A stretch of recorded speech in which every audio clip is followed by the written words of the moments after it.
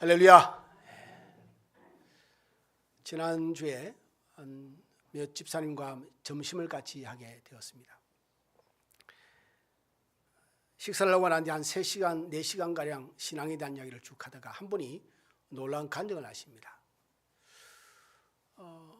하나님이 본인에게 요구한 게 있는데 자기 지금 상황에 너무 순종하기가 너무 힘겨운 상황인데, 그래서 그렇지만 순종을 했다고 합니다. 근데 순종을 하자마자 그 오후에 하나님이 놀라운 역사를, 기적 같은 일을 너무 간절히 바랬지만 그 집사님의 마음속에 도저히 상상을 일어날 일이라고는 전혀 0.1%도 기대치 않은 일들이 일어나기 시작했습니다. 그래서 그런 고백을 합시다. 목사님, 이제부터 하나님 말씀하시면 무슨 일인지 꼭 순종할 겁니다. 무슨 일인지. 제가 이 사건을 통해서 순종의 암이 너무너무 중요함을 절실하게 깨닫습니다. 옆에 한 분은 또 집사님이 똑같은 상황인데 이분은 좀 더 어려운 상황이에요. 그분도 순종의 이야기가 들어왔는데 이분은 정말 그분보다 더 어려운 상황이라서 계속 갈등입니다. 마지막까지 버티다가 마지막에 순종하시다는 거예요. 이분은. 이런 우리가 기적이라고 말할 때 오늘 제목이 믿음으로 기적을 경험하라라고 하는데, 기적이라고 하는 것은 소위 우리가 논리적으로 얘기할 때 하나님이 정하신 자연 법칙을 거스르는 일입니다. 우리는 인생이 자연 법칙을 우리가 수용하고 인정하고 따라 삽니다. 소위 말씀드리면 오늘 아침에 해는 반드시 동쪽에 떴을 겁니다. 확인한 바는 없습니다. 그리고 저녁이 되면 해는 반드시 서쪽으로 질 겁니다. 자연 법칙입니다. 하나님이 정하신 겁니다.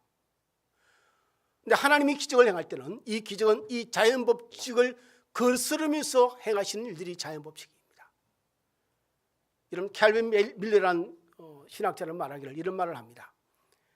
하나님이 자기가 정하신 자연 법칙을 거스르면서까지 우리에게 기적을 행하시는 이유는 딱 한 가지다.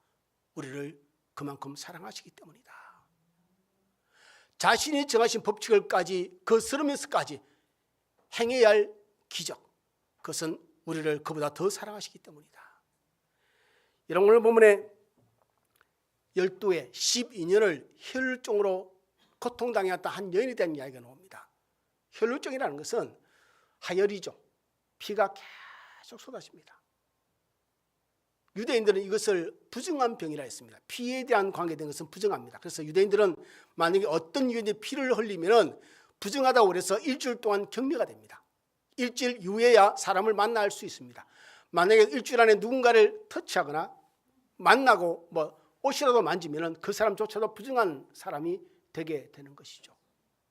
예배를 드릴 수도 없습니다. 성전에 들어갈 수도 없고 회당에 들어갈 수도 없고 공공시설에 함께 있을 수도 없습니다. 가족과도 격리되겠죠. 이게 이 여인의 삶이었습니다. 26절에 이렇게 기록되어 있습니다. 많은 의사에게 많은 괴로움을 받았고 가진 것도 다 허비하였을 때 아무 효용없고 도리어 더 중하였다라고 합니다. 더 중하였다. 12년 동안 그 병을 고침받고 싶어서, 아니 어떤 면에서는 정말 부정한 자라는 굴레를 벗어버리고 싶었겠죠. 부정한 자라는. 그래서 애를 썼습니다. 12년 동안. 가진 재산을 다 썼어도 그럼에도 불구하고 남아있는 것은 더 병이 악화된 겁니다. 이제 사용할 재산도 없고 어떤 면에서는 에너지도 그가 다 소비하지 않았을까. 낙담과 그리고 낙담 속에 무너져 있는 이 여인의 모습이 아닐까라는 것을 생각해 봅니다. 근데 이 여인에게 정말 한 가지 소문이 그냥 소문일 뿐입니다. 소문이죠. 소문이 예수님에 대한 소문이 들려집니다. 17절에 27절에 기록되어 있듯이 그는 모든 재산을 허비했지만 마지막 구절이 뭐죠? 더 악화되었더라. 악화되었던 차에 라고 28절을 넘어가서 예수의 소문을 들었다라고 기록되어 있습니다. 그래서 그 예수의 소문을 듣고 그 내용은 뭐 이런 내용이겠죠. 예수님께서 어떤 병도 고치시고 이런 병도 고치시고 이런 병도 고치셨다, 이런 이야기가 들려졌겠죠. 근데 희한하게 그 말을 듣고 그냥 넘길 수도 있잖아요. 택도 아니하게 하지 마라. 뭐 그럴 수도 있겠죠. 근데 이 여인은 마음속에 어떤 마음이 들었냐면, 내가 만약 예수를 만난다면 그의 옷자락만 내가 손을 잡으면 내 병이 나을 것 같다는 믿음이 생기기 시작합니다. 놀랍죠. 이런 마음이 든다는 자체가 기적입니다. 12년간 그가 만날 수 있는 의사는 다 만났겠죠. 소개받은 의사도 다 만나고 찾아보고 먼 지방까지 다 다녔지 않겠습니까? 믿음이란 종종 우리의 삶에 엄습해 있는 절망이라는 벽을 뛰어넘게 만듭니다. 믿음이란 참 독특한 특성을 갖고 있습니다. 세상에 던져놓은 암흑과 그리고 좌절과 절망이라는 단어를 뚫고 나올 수 있는 것이 믿음의 힘입니다. 그래서 믿음에 대해서 어떤 상황에 처해 있다 할지라도 그 상황을 어떻게 받아들이냐면 이것이 은혜의 기회다, 은혜의 통로라고 받아들이는 생각을 가지게 만듭니다. 이게 참 놀라운 생각들이죠. 히브리서 11장 6절에 이렇게 기록하고 있습니다. 믿음이 없이는 하나님을 기쁘시게 할 수 없나니 하나님께 나아가는 자는 반드시 그가 계신 것과 또한 그가 자기를 찾는 자들에게 상 주시는 힘을 믿어야 할지니라. 요한일서 5장 4절을 말합니다. 무릇 하나님께 나아가는 자마다 세상을 이기느니라. 세상을 이기는 이김은 이것이니 우리의 믿음이니라. 믿음의 속성이 우리가 세상을 이기는 힘을 제공할 뿐만 아니라 하나님께 나갈 때 하나님 반드시 우리에게 그 갚음을 주시는 것을 믿는 것입니다. 여인은 마음속으로 예수님을 만나서 그에게 안수를 받고 뭐 치료의 선포를 받고가 아니라 뒤에 몰래 가서, 왜냐하면 그는 부정한 여인이니까, 부정한 여인이 공개적으로 드러날 수 없으니 뒤에 몰래 숨어서 가서 손을 뻗어서 옷자락만 살짝만 만지면 내가 그렇게만 해도 나을 것 같다는 믿음이 그의 마음에 생기기 시작한 것이죠. 여러분, 속된 말로 예수님의 옷자락이 능력이 있습니까? 아니, 예수님이 수많은 인파들과 섞여 다니신 것이 하루 이틀이 아닌데 그러면 수많은 사람이 그냥 고침받았겠죠. 그런데 옷자락과 관계돼서 치유받은 사람은 이 여인밖에 없습니다. 옷자락에 능력이 있는 건 아니겠죠. 그러나 이렇게 우리가 결론 지을 수 있겠죠. 옷자락만 만져도 치유받을 수 있겠다, 구원받을 수 있겠다는 믿음을 가진 사람은 이 여인밖에 없었다는 것이죠. 그러니 믿음은 그 여인에게 기적을 만들어낸 시작과 통로가 된 것이겠죠. 마태복음 9장 18절에 백부장이 예수님에게 한 이야기입니다. 가난이죠. 그 이야기 이렇게 말합니다. 내 딸이 방금 죽었습니다. 내 딸이 죽었습니다. 그런데 오셔서 그 몸에 손을 얹어 주소서. 그리하면 살아나겠습니다. 사람이 죽었는데 이러면 산다는 게 이 자연 법칙을 거스르는 일이죠. 말이 되는 이야기입니까? 그런데 이 사람이 예수님에게 내 딸이 죽었지만은 예수님이 오셔서 내 딸의 시신에 손을 얹어주시고 만져주시기만 하면 내 딸이 살 것이라고 나는 확신합니다. 여러분, 혈루증 앓던 이 여인의 믿음은 어디서 생겼을까? 12년을 의사만 찾아다니고 재산을 다 허비할 만큼 이런 방황하고 혹은 애를 쓰던 이 여인, 그러나 치유받지 못한 이 여인이 어떻게 예수님이 옷자락을 잡으면 치유받을 것이란 구원받을 것이라는 믿음을 그가 갖게 되었을까? 하나죠. 28절에 시작하죠. 예수의 소문을 듣고 옵니다. 이런 믿음은 어디서 생기죠? 믿음은 들음에서 납니다. 이 들음은 그리스도의 말씀이라고 성경은 우리에게 알려주고 있습니다. 하나님 말씀을 들을 때 우리는 믿음이 생긴다고 말합니다. 이야기를 해봅시다, 여러분. 그럼 여러분, 오늘 시간 이 자리에 앉아있는 여러분 가운데 이 설교를 들으면서 어떤 마음으로 이 설교를 듣고 있을까? 어떤 이들은 이 말씀을 들으면서 하나님이 나에게 하시는 말씀으로 듣고 있는 분도 있겠죠. 어떤 분은 이 말씀을 들으면서 어떻게, 그래, 네가 얼마나 실수를 많이 하고 네가 문제가 뭔지 그것을 비판하고 분석하고 판단하는 마음이 있는 사람이 있겠죠. 또 어떤 사람은 하나의 그냥 렉처나 강의나 혹은 강연으로 생각해서 그냥 뭐 좋은 이야기를 듣는 개념에서 앉아있는 분들도 있겠죠. 믿음은 들음에서 나는데 들음은 그리스도의 말씀입니다. 우리가 듣는 것을 하나님 말씀으로 들을 때는 우리의 마음에 열린 마음이 없이는 수천 번 수만 번을 말씀을 듣고 말씀을 읽고 해도 우리에게 믿음이 자라지 않습니다. 조영기 목사님이 목회하실 때 참 곤혹스러운 한 사람이 있었답니다. 이 여자분이 대단한 믿음이 훌륭하신 분이라 남편을 전도를 했습니다. 남편이 교회를 나왔어요. 교회를 나와서 설교를 듣는데 1년간은 그냥 조용히 잘 다녔어요. 1년을 설교를 듣더니 그 다음 주부터 매주 와서 목사님을 설교를 비판하는 겁니다. 목사님 이거는 문제고요. 이게 문제고. 조 목사님이 도망가고 싶은데 목사가 설교하고 도망갈 수가 없잖아요. 그러니까 목양실로 들어가잖아요. 그럼 목양실을 찾아오는 거예요. 목사님 이 설교 목사님 이게 잘못된 거예요. 이게 이해가 안 됩니다. 이게 말이 됩니까? 너무너무 고통스럽죠. 도망가고 싶죠. 믿음으로 설교를 듣지 않으니 그의 마음에 들리는 것은 비판과 편견입니다. 자신의 잣대로. 그러다가 무시하기 시작했죠. 그는 그의 말을 하고 나는 나의 말을 하고. 그러다가 한 번 와서 그에게 말합니다. 성도님, 성경 읽으셨습니까? 성경 읽어보십시오. 성경을 읽고 내 설교를 비판하든가 성경을 창세부터 다 읽으라고 해서. 이분이 또 고집이 있는 분이라 심지가 굳은 분은 한 번 정하면 바뀌지 않습니다. 할렐루야. 그러니까 여러분 혹시 가족 가운데 심지가 굳어서 전도가 잘 안 됩니까? 기대하십시오. 하나님의 역사를. 하나님 바꾸시면 하나님께 귀히 쓰임받는 믿음의 용사가 될 줄 믿습니다. 이분이 그래 하고 성경을 읽기 시작했습니다. 창세부터 계시록까지 정말 열심히 읽었습니다. 이분이. 그리고 그 다음부터는 목양실을 찾아오지 않습니다. 그 다음부터 어떻게 변는지 아세요? 이분이 성경을 읽고 성경의 은혜를 받기 시작하니까 자기와 같은 사람을 전도하기 시작합니다. 자기와 같은 사람이. 하나님의 말씀은 내 마음이 열려지지 않고 하나님 말씀으로 들리는 마음이 없으면 믿음이 생성되지 않습니다. 그런데 여러분, 믿음은 들음으로 나고 들음은 그리스도의 말씀을 말하는데 이것이 믿음이 생성되는 시작입니다. 열린 마음이죠. 들으려는 마음, 듣고 싶은 마음. 그런데 그 들음이 그리스도 하나님의 말씀인 줄 알고 나에게 하시는 말씀인 줄 알고 들으려는 그 마음.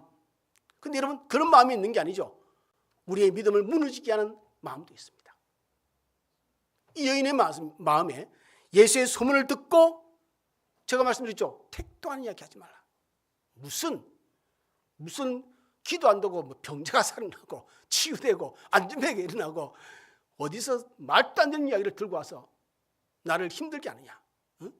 그럴 수 있는데 이 여인의 마음에는 믿음이 생겼다는 거죠. 그 말. 근데 믿음이 생기지 않는 마음도 있다는 거죠. 그렇지 않겠습니까, 여러분? 두 가지를 여러분과 간단하게 말씀 나누겠습니다. 첫 번째는 불신의 마음입니다. 말씀드렸죠. 이 여인이 소문을 듣고 생각하기를 뭐 희한한 이야기를 가지고 나를 미혹하고 나를 더 힘들게 만드느냐 라고 할 수도 있는데 그렇지 않았다는 거죠. 이런 하나님의 기적은 믿음을 통해서만 이루어집니다. 우리의 마음이 불신의 마음이 들면 믿고 싶은 마음이 들지 않는다면 하나님의 기적은 일어나기가 불가능합니다. 혈루증 앓던 여인이 치유함을 받았습니다. 치유함을 받고 난 뒤에 이 여인도 느꼈습니다. 그의 혈루 근원이 끊어지는 것도 그 여인도 느꼈고 동시에 예수님도 느꼈습니다. 예수님도 이 수많은 사람 가운데서 누군가가 치유됐다는 것을 압니다. 그럼 누구인지도 아시죠? 그리고 이렇게 말씀하십니다. 누가 내 옷에 손을 대었느냐. 근데 제 아들은 황당하죠.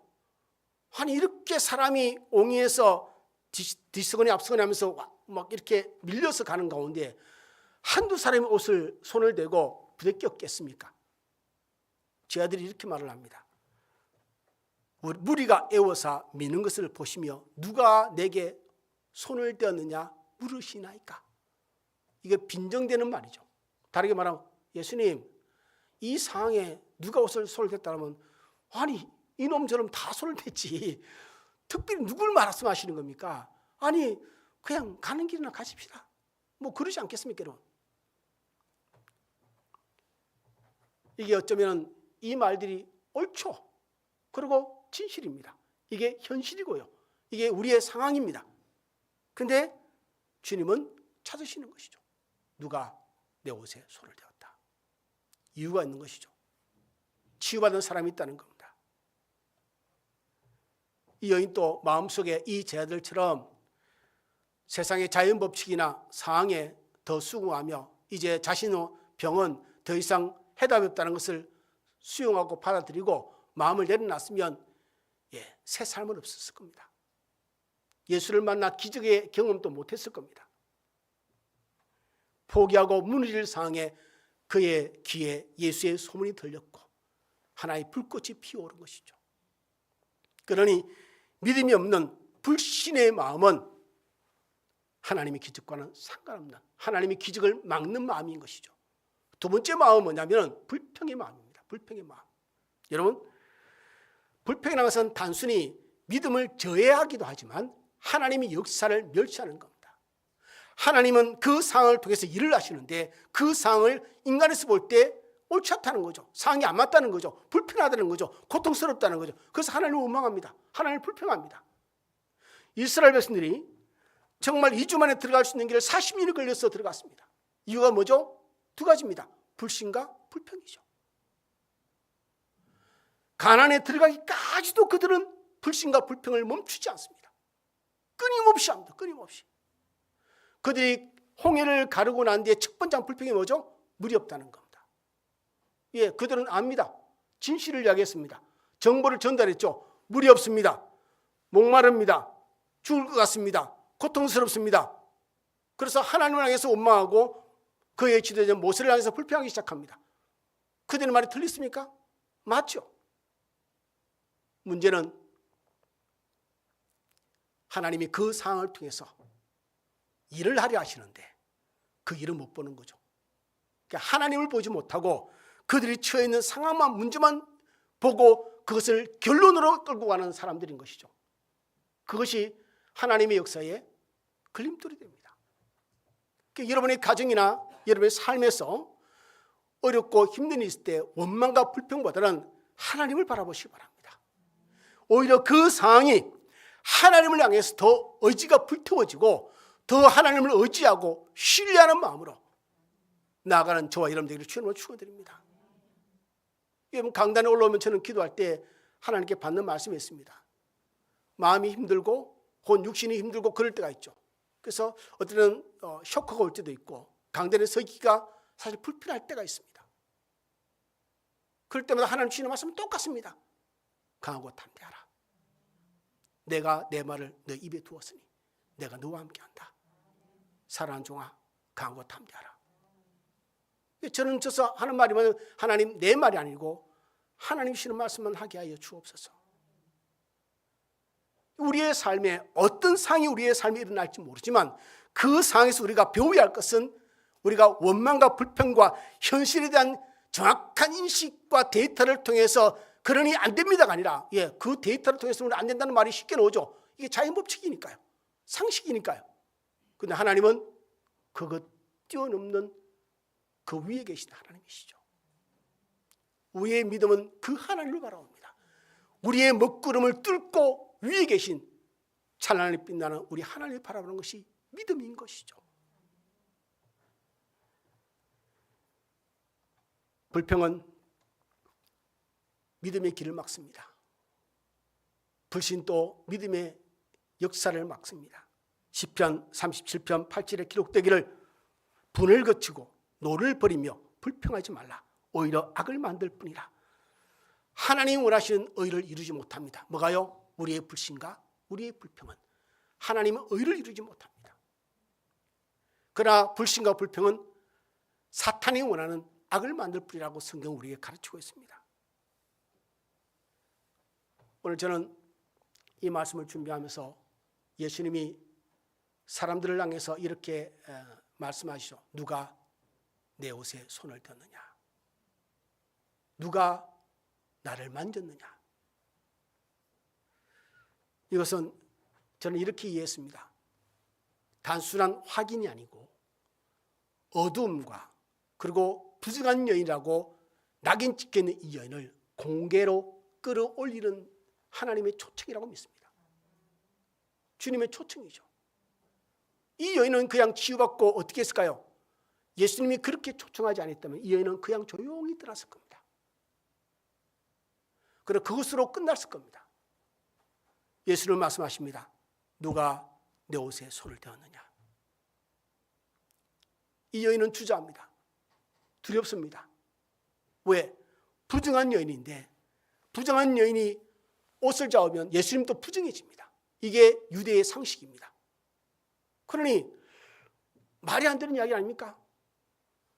부정한 여인이 옷을 잡으면 그 사람도 부정해지는데 그게 두렵기도 하고 자신에게 일어난 일을 어떻게 이해할지도 모르겠고 설명해야 할지도 모르겠고 그냥 여인은 발발발 떱니다.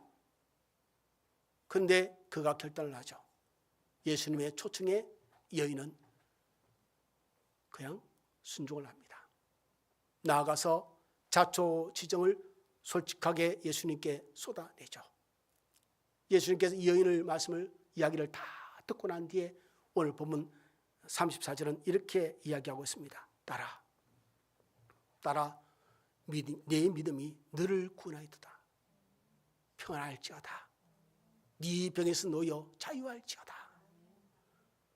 이 여인은 부정한 여인이었습니다. 예수님의 이 한마디로 이 여인은 거룩한 여인이 되었습니다. 할렐루야. 이 여인은 소외된 여인이었다가 이제는 공개세상에서 온전한 자로 세워지는 축복의 시간이 되었습니다. 우리의 믿음은 그렇습니다. 여러분, 우리의 믿음은 하나님의 기적을 경험하는 것을 끝나지 않고 예수님은 우리에게 더 높은 자리로 더 많은 은혜로 더 많은 기적으로 새로운 단계로 나아가기를 늘 우리에게 원하시죠. 하나로 만족하고 주저앉아서 그것만 안고 평생을 살기 원하는 것이 아니죠. 예수님은 또 초청하시고 또 초청하실 것입니다. 그래서 여인의 삶에서 모든 낙담과 좌절과 불신과 불평은 아예 없어졌겠죠. 제가 소론에 간증을 드린 것처럼 그 집사님이 고백이 기억납니다. 목사님, 저는 이제 주님이 제게 순종을 하시면 무조건 순종할 겁니다. 제가 그 간증 이야기를 쭉 듣는데요, 제가 울어서 눈물이 났습니다. 그 이야기를 듣는데 감동이 되었어요. 근데 그분도 울고 저도 울고 옆에 분도 울고 그분이 그런 이야기를 하는 거죠. 그 순종을 안 했더라면 어떻게 내가 살았을까? 어떻게 이런 것을 경험하게 됐을까라는 이야기를 그런 뉘앙스의 말들을 제게 하는 걸 들었습니다. 여러분, 우리의 삶에 순종하기 힘든 순간들이 있죠. 순종하기 힘든 일들이 있습니다. 내 입장에서, 내 상황에서. 그런데 여러분 보십시오. 하나님은 하나님 입장에서 말씀하십니다. 우리는 우리 입장에서 하나님께 외칩니다. 하나님, 이거는요, 이게 안 되고요, 저게 안 되고요. 누가 옳을까? 누가 진실일까? 하나님은 우리가 보지 못하는 것을 보시며 말씀하시고 우리는 눈에 보이는 것만 보고 이야기를 하고 하나님은 모든 것을 다 아시면서 우리에게 말씀하시고 우리는 고작 오감을 가지고 혹은 우리가 가진 지식과 경륜을 가지고 우리는 하나님을 판단합니다. 믿음이라는 것은 이 모든 것을 초월합니다. 자연법칙을 거스르는 기적을 만드는 것입니다. 그러니 우리가 어떤 상황이 있든지 하나님을 더욱더 신뢰하시고 믿음의 고백을 하시고 그 믿음의 고백 가운데서 여러분을 향해서 계획하고 계신 하나님의 기적들을 경험하는 저와 여러분의 삶이 되기를 주님으로 축원을 드립니다. 기도하겠습니다.